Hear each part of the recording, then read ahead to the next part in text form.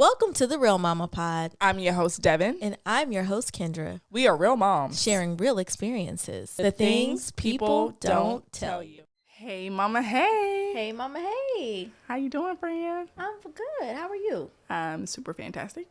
Oh, well, if this is your first time listening, I'm Kendra. And I'm your host, Devin. Welcome to the Real Mama Pod. So, listeners, visuals, whoever, we've relaunched. We've relaunched. The Real Mama Pod is in season 3. Yep, ow. And if you've been following us for the 2 years that we've been active, Almost 2 years, we have talked about becoming a part of a network. That was a dream of ours when we first started this podcast. Yeah. And we're here. Yeah, we're here, y'all. We're here. Who we with? Who we with? Who we with? Hey. Who you with? Who you with? Okay, anyway. So we are now powered by Something Extraordinary Media Group. We are a part of SC Network. Can you believe that? It's an amazing feeling. It is. Like, we're still getting used to this life. It is completely foreign to us. But everyone who's a part of this media group has made us feel so comfortable. Yeah. And we've made the right choice. We have really, we stepped up our game, bitch. Like, really? So, yeah, shout out to our network. Yes. SE Network. Something extraordinary, because that's what they are and that's what we are. Oh, yes. Come on. Somebody would like that. Anyway, so if this is your first time listening, or if you've been here for a while, we're changing some things up a bit. So we're going to open up with a review. With that means you have to leave them. Okay. Yes. So we are trying to, we stepped up our aesthetics. Okay. The content has always been there, but now we want to be a household name. So we're asking you to share an episode with your favorite friend, family member, auntie, uncle. It don't matter. You know, we got a little something for everybody. Yes. And to write us a review. So we have a review from Crystal Darcel, and it's titled Diverse Topics, Lovely Show. Oh, thanks. Shout out to Crystal. Yeah, because we know Crystal. Yeah. She be right in Mama's corner. She be looking out. She be doing all the things. Love it. Yes. So it says, great show, and I love the topics. Thus far, the autism episode was my favorite. Thanks for bringing everyone to the table with diverse topics. I look forward to growing with this podcast. Thank you, Crystal. Thank you, Crystal. We love you. We do. We love you. We do love Crystal. So, if you've been here for a while, this is your first time listening, usually we are guest heavy. So we bring in experts to talk about different diverse topics, like Crystal mentioned. And it's a variety of topics. And so sometimes it's hard to get together where it's just Ken and I. And what we want to do and be intentional about this year is to allow people to really get to know us. Yes. Right? Because it's hard when you have guests to really get to know us as individuals, especially if you don't know us. If you're a new listener, you just stumble upon our podcast, you don't really know who Kendra and Devin is. Right. You know, we're moms. Sometimes. But not like the core of us. Right, the core of us. So we want to be a little bit more intentional this season. And yes, still bring guests, because we're no experts in a lot of things, but also let y'all see a different side of us where you can kind of dig a little deeper and get to know us. So this one is really talking about like our relationships with our husbands, with our kids, and you know, how we've been with the lowest of lows with our husbands and the highs of highs, okay? And so I think it's really important to talk about this, because a lot of times people are like couples goals, but they don't really know what it took to be that. Yeah. And if you know the ins and outs, we may not be your couple goal. Exactly. I be like, shit. Right. I'm not the goal now. Never mind. Next goal. And I really think with this climate and social media, with especially like the cheesecake thing that went around when the guy tried to take the girl on the cheesecake factory date, like these standards. Yeah. Let's talk about it. I think from a perspective of being in long-term relationships, because we've been with our husbands for a while. Jared and I think, are 16 years now and married for 9. And you and Jonathan together 10, married for 6. We've been married, 6 years, right? 6 years. Okay, yes. 6. But we've been together for going on 11 years. 11 years. Yes. So it's just like, we got some skin in the game. Yes. And not that we're trying to tell you what to do, but I think we need to start changing these perspectives, because we do.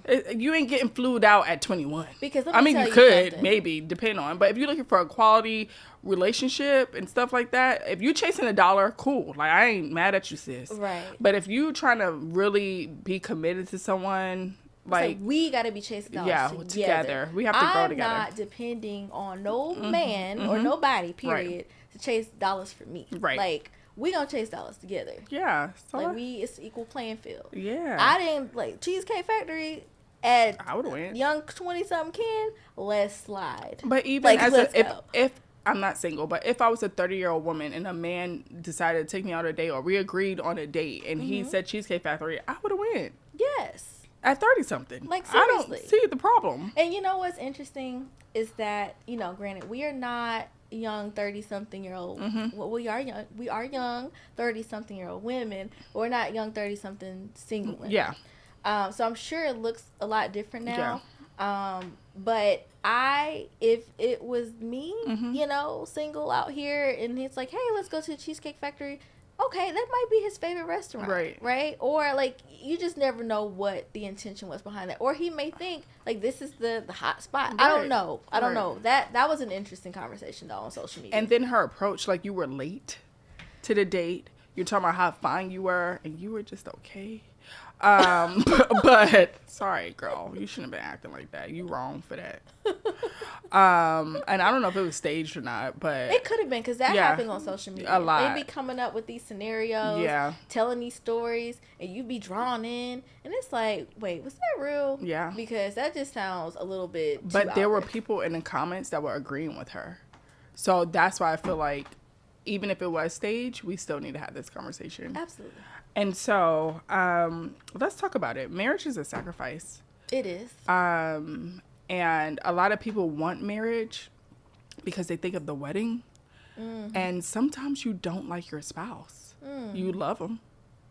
Sometimes you want to kill them. Sometimes. Not all the time, but sometimes. You never wanted to kill Jonathan? Kill? Severely hurt, baby. Like, kill him and bring him back. Not final. Yeah, like a resurrection. Yeah, like I'm gonna need you to kill that version of yourself. Right, exactly. And I'm gonna need you to resurrect. Not for real. Not and final. I know what you meant. I know you wouldn't hurt a fly. Yeah. Unless you need to. Right. You mess with my babies. But yeah, what are some sacrifices you've made for your marriage? Oh, baby. One, the first this is fresh into our marriage too. Me and Jonathan got married in May of 2017. And in August of 2016, he got accepted into graduate school in Missouri. I told Jonathan that I was not moving to Missouri unless we were married. Not engaged, but married. Now, that wasn't like a pressure you need to hurry up, and it wasn't anything like that at all. It's just we were living here in Atlanta. We were living together. I knew he had this dream of wanting to go to graduate school and get his doctorate and all that. Completely supported that, right? But when I learned he was applying to Missouri, I was like, oh, okay, well, you got to go where the program is. Right. When he got accepted, I was like, that is great. I'm happy for you, and I'm going to support you. And I'm not moving to Missouri unless, we're married. Yeah. And again, that wasn't like a, rush, you need to hurry up and propose to me situation. But I just wanted that to be clear. Yeah. Because Missouri, shout out to the Missouri followers and listeners and things, but it just wasn't my vibe. Yeah. I lived in Missouri as a kid, and I did not like it. But, we got married in 2017, and a couple months after our wedding, I moved to Missouri. And that was a sacrifice because I was working in a space that I loved, a job that I loved, serving communities that I loved, and I had to leave what I loved to follow my husband's dreams. But one thing Kendra gonna do is make lemonade out of lemons. Like, moving to Missouri was a lemon for me. Right. Like, I didn't want to do that. But I found a way to make it beneficial for not only Jonathan in supporting him, but, like, what can I do to support me and what I want to do long term. Right. So I ended up going back to school too. Which got your third degree. I got my third degree. And I'm very thankful for my time in Missouri. You know, I had Eli while I was there. Yeah. And honestly, the type of birthing experience I had with him, I could not imagine doing that here in Atlanta. Yeah. Yeah. Like, it was chaotic. And we lived around the corner from the Women's and Children's Hospital. And it was just a great experience in that regard. Right. So, I'm glad you got that.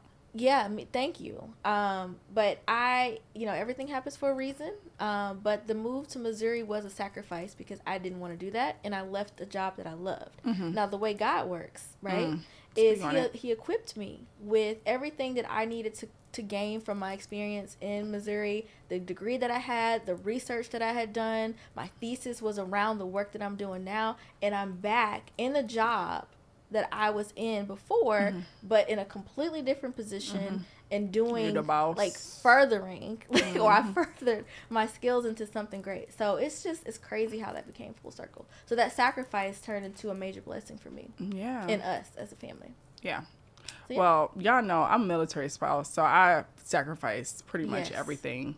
It's a huge sacrifice being a military spouse. I mean, being in the military in general, that's a huge sacrifice. But when you talk about career and all this other things, I have to take out different retirement plans because I'm nowhere for a long period of time to benefit. And I didn't see myself as a military spouse. And honestly, Jared proposed and then told me he was joining the military. And I told him the engagement was off. Like, I called it. I was like, yeah, I'm done. I didn't sign up for this. I don't see my life being like this. I'm supposed to be I'm a city girl. Not a city girl, but like, I like to be in the city, like not in the middle of nowhere. City girl. Not in the middle of the Mojave Desert. That's not what I envisioned for my life.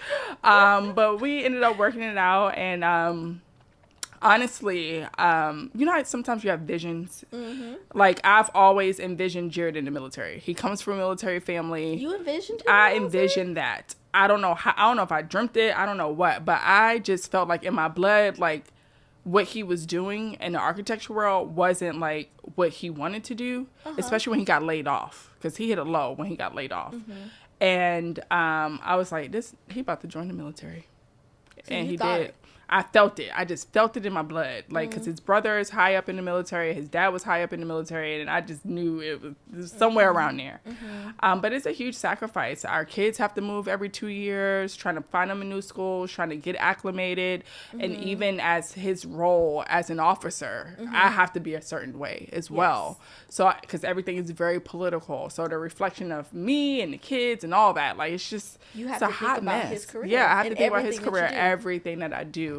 Even planning our schedules to record, I have to be strategic around his schedule. Everything revolves around him. And even topics that we talk about. Topics, everything. So I have to just always be aware because of that. But I can say this. At the end of the day, I'm still myself. Yeah. I'm not changing for nobody. I don't care who you are. So I'm still myself. But, you just code switch a little bit, I guess. Yeah. I mean, being a military brat myself, there are huge sacrifices that you may not understand that Drew and Jay may go through. Yeah. And it is a lot to move around every 3 years, make new friends, get accustomed to new cultures, new teachers, new school dynamics, new environments. It is a lot. It's very taxing on kids. New doctors. But one thing that will come out of them is they will be able to maneuver anywhere in the world. You can drop them anywhere in the world and they're going to figure it out. Yeah. So that is one benefit that could come out of their experience of being a military kid. Yeah. So we are repping FAMU today. Yeah. And we both met always, or as much as we can with clothing. But we met our husbands at FAMU. Do you feel like, I don't know, what is it about FAMU love? It just hit different. It hit different? It does. The weddings be lit. Let me say. Ain't nothing like a FAMU wedding. Let me just tell y'all this. Ain't nothing like a FAMU wedding. One, the bar gonna be open. Yeah. The bar is gonna be open. Yeah, the DJ. Or at least the FAMU weddings I've been to. Yeah. I can't speak for everybody FAMU wedding, But the weddings that I have been to, the bar has been open. The wedding has been lit. Yeah, the DJs. It's nothing like a FAMU DJ. You had a FAMU wedding, you know you have a FAMU DJ, and it's going to take you back to like just the FAMU experience. Yes. But my family, because you know I'm from New York, so my New York family was like, "What is going on? What are y'all doing? What are you talking about? Pull out the stick? Like, are y'all about to shoot? Like, should I be ducking?" Like, they were so confused. So that was funny. Because I was confused. Yeah. When I got to FAM, they was like, "What are you doing? Who are you?" Right. Let me just say this about FAMU. And this is a little off topic, but when you step foot on that campus, if you did not grow up in Florida or even South Florida, because let's be clear, it's a heavy FAMU influence. is in Tallahassee, it's in the Panhandle, but it is heavy. There's heavy South Florida influence. They say Florida's like 3 states, low key. You got your Panhandle, which they call South Alabama or South Georgia or whatever. Then you got Central Florida, which is country and it has its own Orlando and all that. It's just country. Oh, baby, Gainesville is That's country. Central Florida? Yes. Oh, I didn't know that. South Florida is islands, all kinds of, it's like a melting pot down there. But they have their own culture. And pull out the stick, I ain't never heard of no sticks being pulled out until I got to FAMU. Yeah, that's true. I was like, what is a stick? Right, like a stick? What stick y'all talking about? Right. So yes, but I can see why your family was like, the hell is this? Yeah. But you gotta just be there. They was like, okay. Because we got our own dances in New York, and that ain't it. Yes. To your question. Go ahead. Yeah, okay. Well, I do have another question. As far as being a supportive spouse, so both of our husbands have been there. We provide a safe space for them most of the time. Sometimes they beg to differ, but we really try to be intentional.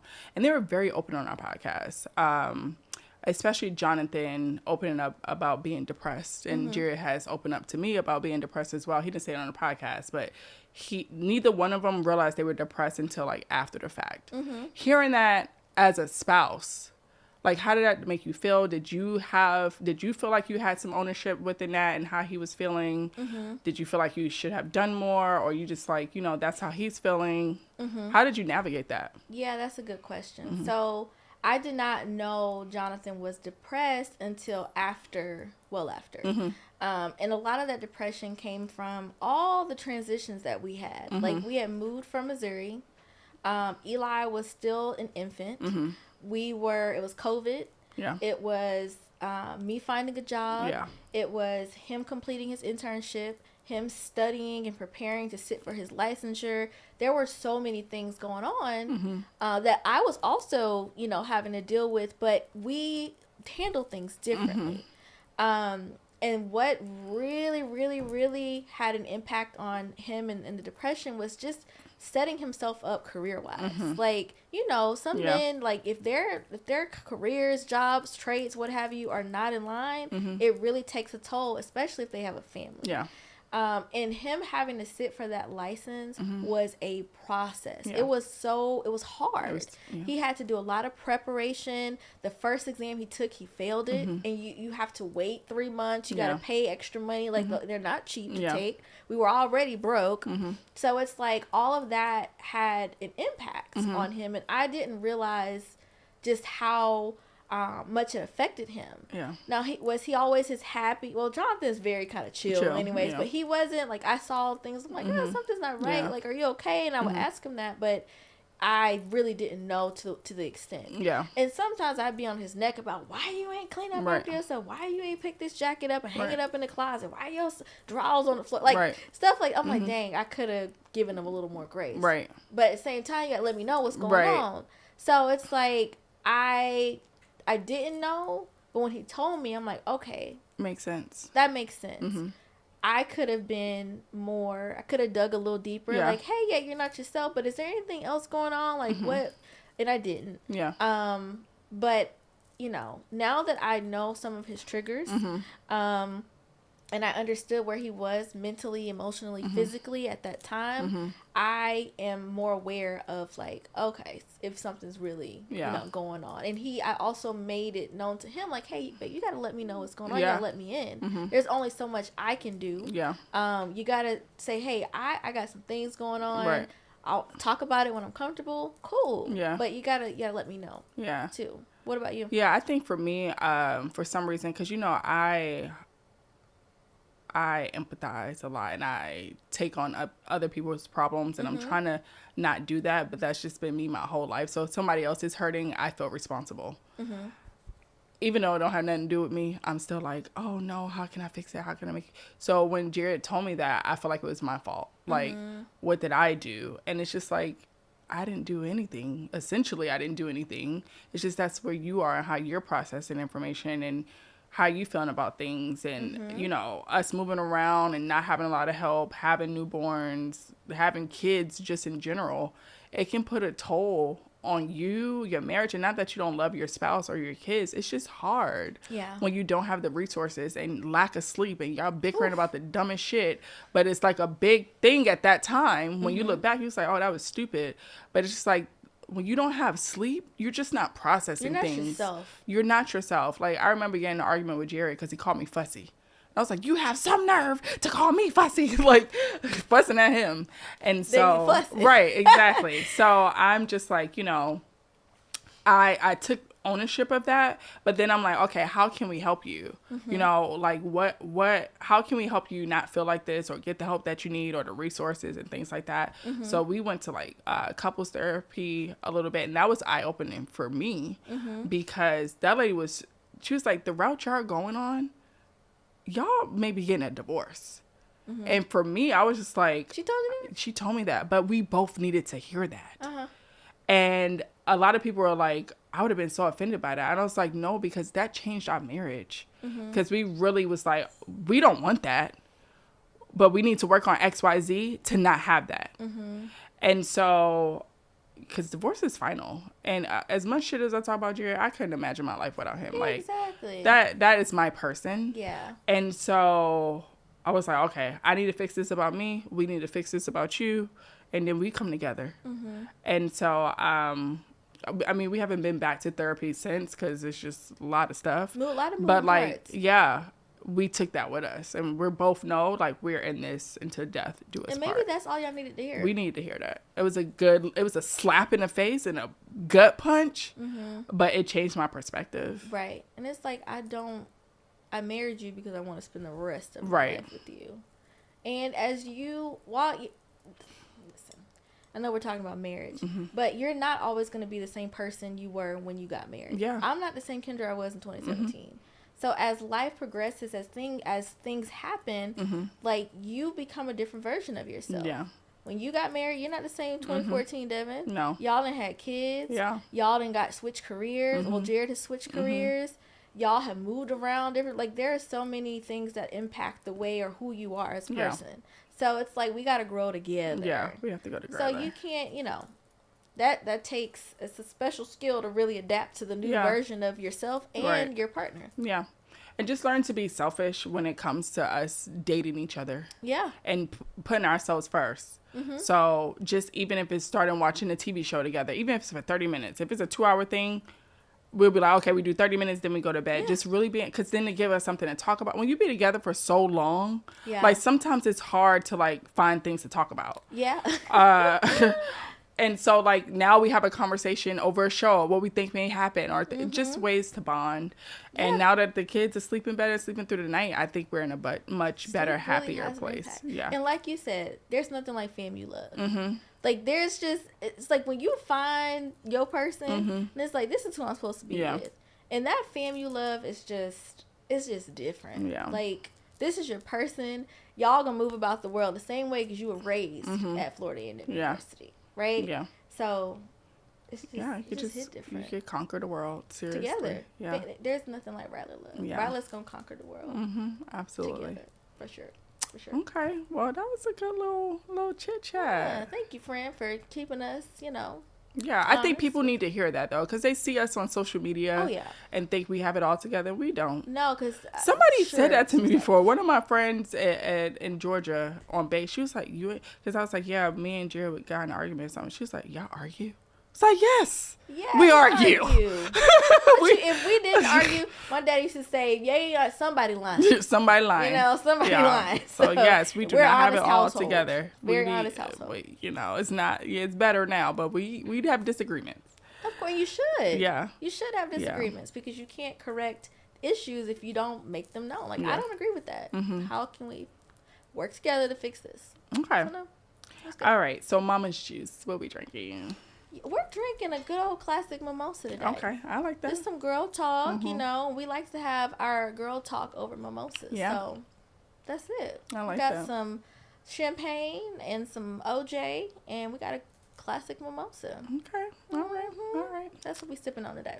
It's time for Mama's Corner, my favorite segment. And so if this is your first time listening to the podcast, Mama's Corner is our opportunity to connect with our listeners and our guests further. We don't have a guest today. And sometimes we're reflective during Mama's Corner. Our listeners typically write in and ask us advice. And based on our experiences, we give them advice. If it's good advice, keep it. If it's not, we ain't say nothing.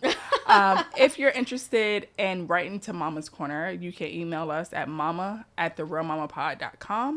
And I check those emails all the time. So just like I'm checking these reviews now, I'm checking the emails. So feel free to write us if you have a question. So for Mama's Corner, I thought it could be fun and witty since we're talking about family and our husbands and things like this, things like that.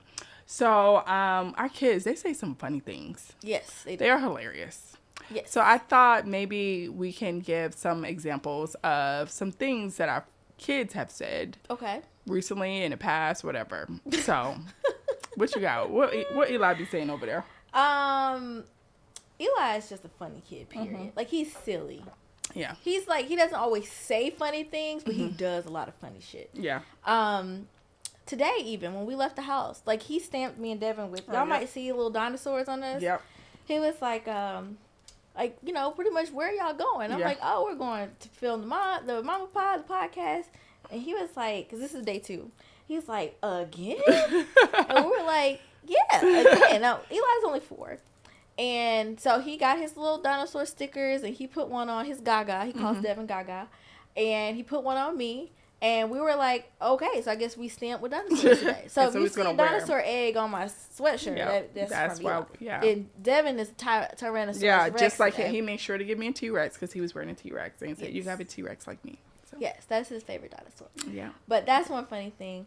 And then for the New Year, I always cook like traditional New Year meal, Southern soul food, black eyed peas, collard greens situation. So this year I decided to make some dressing because we didn't do like a traditional Christmas meal. So I wanted some dressing. So I said, Eli, you want to come help mommy make dressing? Because I'm trying to get him to try different foods. So I'm like, maybe if he makes it with me, that'll help him try it.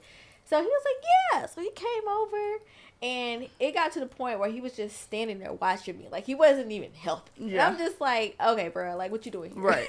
So he was standing in front of the dressing on the step stool, and I was mixing it in, and I had food everywhere. Like, it was just, the counter around the dressing was just a mess. Right. It was just hot. Stuff was just flying everywhere.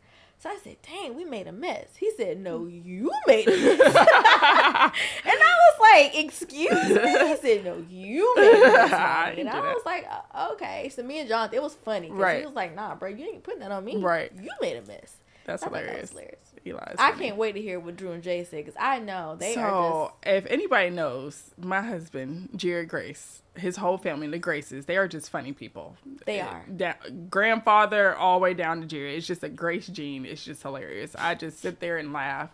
Rest his soul, Jared's grandfather, but he was hilarious.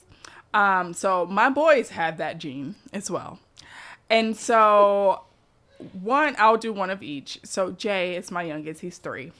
Jay, we driving in the car. We're almost home. He drops his toy, and Jay wants me to stop and pick up his toy. And if we were far from home, I would have done that. But we were so close to home. I mean, like 1 minute, right? So he's like, Mommy, pick up my toy. Pick up my toy. And I'm like, Jay, I'm not picking up your toy. We're almost home. Be patient. We're working on patience.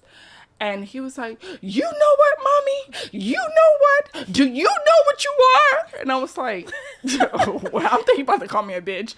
So I'm like, no, Jay, what am I? It's like, you are a Decepticon. And I was like, a Decepticon? Like, that's the best you got? So I'm like, oh, a Decepticon. Okay. And for those who don't know, a Decepticon is a Transformer, the villain. Okay, so I was a Decepticon. Up called you a villain. A villain. I was a Decepticon. So when you tried me, I'm like, you know what? You know what? You are a Decepticon. Yes, and he said it with so much passion and hurt. Like, he was just about to hurt my feelings. I had to bite down on my cheek so I won't bust out laughing. Laughed. In his face. I would have laughed. I'm sorry. So, yeah, I'm a Decepticon. And it'll be funny if we could pull up a Decepticon and, like, put that there so people can see what that is. But hilarious. And then the second one, Drew. Okay, so we're working on potty training. They've been sleeping through the night, not peeing on themselves. Praise the Lord. And so we cut them off at 6 p.m. Like, you cannot, the kitchen is closed. So before bed, Drew's like, hey, Mom. He whispers it. Because if Jared hears her, he already know he going to get shut down. So he whispers, hey, Mom, I need some water. He goes, my throat is dry. I was like, okay, Drew, well, you can't have anything to drink. He's like, well, I can't swallow my spit. I said, well, you can't get any water. And he was like, but I'm thirsty. I was like, okay, well, I'll give you a cap full of water. He was like, that's not going to handle it. For those of y'all who don't, Drew is very dramatic, like, animated. And yes. So I can see him. And he's just like, that's not going to handle it. And I was like, well, I don't know what's going to handle it, but you're not getting anything outside of capful. And he just fell asleep. It didn't handle it. It didn't handle it. But what is a capful going to do? I don't, wet your tongue. I don't know, but you're not about to be peeing in this bed. We done with that. I'm sorry. Well, then you need to learn how to wake up and go to the bathroom. When you do that stuff, you can have something to drink, but he's not doing that. Just a sip. No. You could wash the sheets then. You know what? I can't even sit here and say that because Eli be like, I'm thirsty. No. Sorry. You knew your time to have something to drink. But if he asks for a sip of water, I'll give him a sip of water. Mm-mm. I'm surprised because usually you can't. I know, but I'm tired of the pissy beds. That's fair. Okay. So. That's fair. When Jonathan go upstairs and hit me with a, babe, I already know. Damn it, we got to change the sheets. Yeah. Yep, there you go. Well, I mean, I think that concludes our episode for today. You got anything to add? I don't. I think that was a cool, fun episode. Yeah. Shout out to the fam you love. Yeah, and the husbands. Y'all supportive or whatever. All right, until next time. Bye. Bye.